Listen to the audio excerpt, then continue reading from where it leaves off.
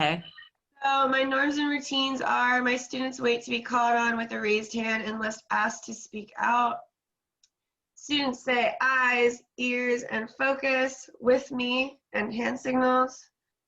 Students come prepared for class and take out materials when prompted.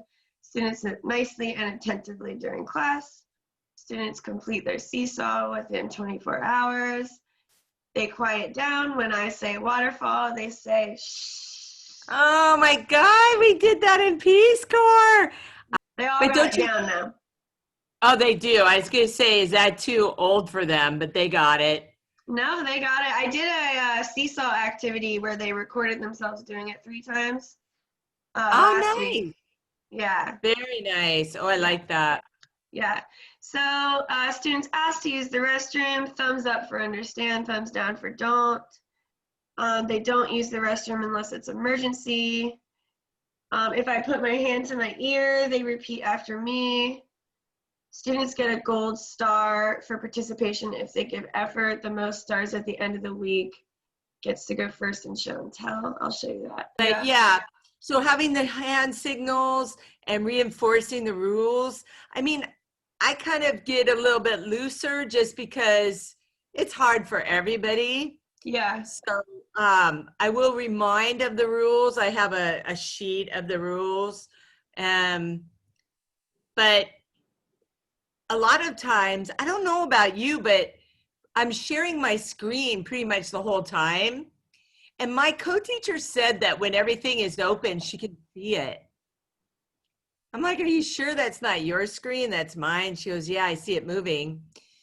So a lot of times I close it up and then I could just see one pane.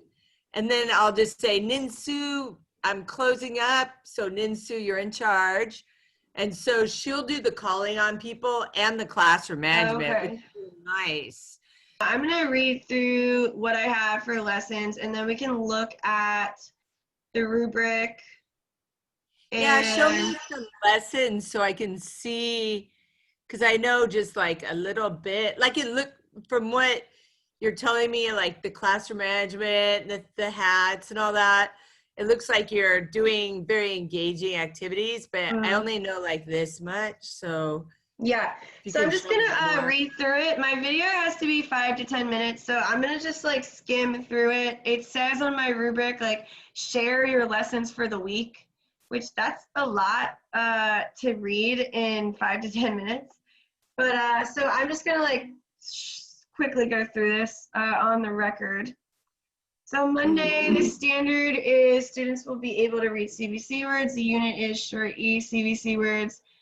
Objectives, students can make the sound for each CVC letter. Students will connect the sounds to read the short E CVC word. Students will be able to assign CVC to each letter of the word. Students will know that CVC stands for consonant, vowel, consonant. We'll watch a video on YouTube. They'll be asked if they can remember any words for me to write on the whiteboard. They'll write in their notebooks. And we'll practice assigning CVC letters as we change onset letters. I will check for comprehension with CVC words by adding drawings. We'll play a game on Starfall that works with short E CVC words. And then we'll watch short E CVC assign pictures, sound out, and read words. So that's for the seesaw. I added that because that's pretty much part of the lesson. So for that, my differentiation is adding pictures, giving hints. Gifted students can help those who are stuck. The drawings will be good for ELLs and vocab. And my lesson for Monday is almost the same as my lesson from Thursday. We're doing the same standards and units, so I won't read through Thursday. So Tuesday, my standard is students will learn 25 sight words. Students will learn sight words be, in, as, you, it, they. Students will learn how to pronounce, read, write, and use in a sentence the new puzzle words. So first, this is my first introduction of those on Tuesday. So I'll directly teach those on the whiteboard. They will write the words on their notebooks and repeat after me. Students should think of ways to use puzzle words in a sentence to come up with our assigned sentence for each word. We'll use these sentences for the next 2 weeks to incorporate with comprehension. We will have a find the puzzle word activity on bears eating apples. I'll show you that one. I made this thing. It's super cute. Oh, cool. We will watch a video about 2 puzzle words, and seesaw is tracing, finding, rearranging, writing the, and as. The differentiation is I will repeat the page for those who need to hear it more than once and repeat the directions throughout to remind students of expectations. Students will be asked probing questions that encourage higher level thinking if they display mastery of content from initial input. So then Friday, students will learn 36 assigned topics for the year. Students will learn the All About Me body parts topic. Students will review body parts vocabulary. Students will know which parts grow fast or slow. Students will be able to identify vocab words on their own bodies.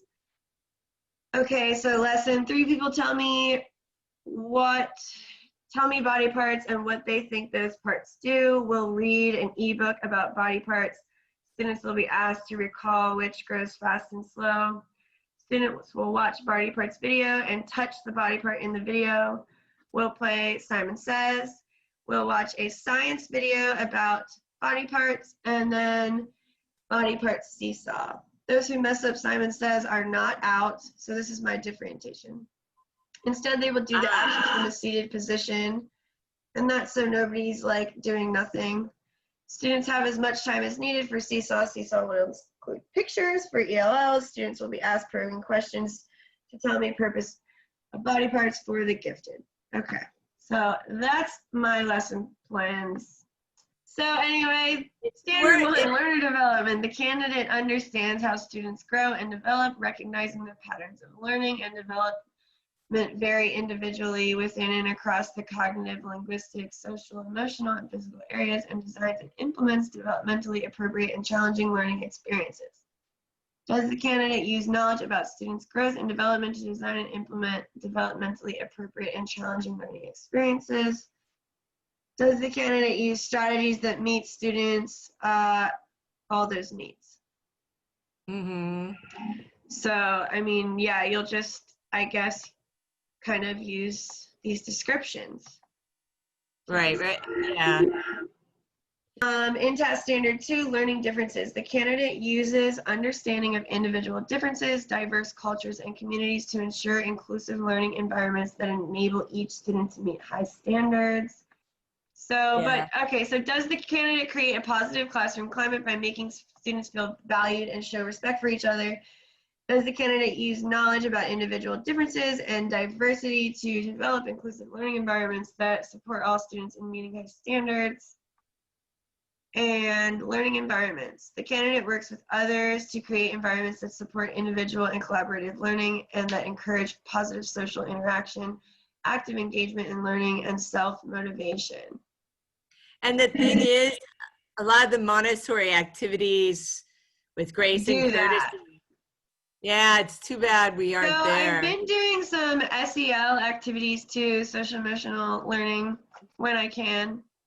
But so, like, to me, these first 3 standards, they really are about like pedagogy, differentiating your learning so that all students have access to information, and learning about your students so that you can differentiate, but also so that you can build a relationship with them, and so they can build a relationship with each other, and so that they can take learning risks.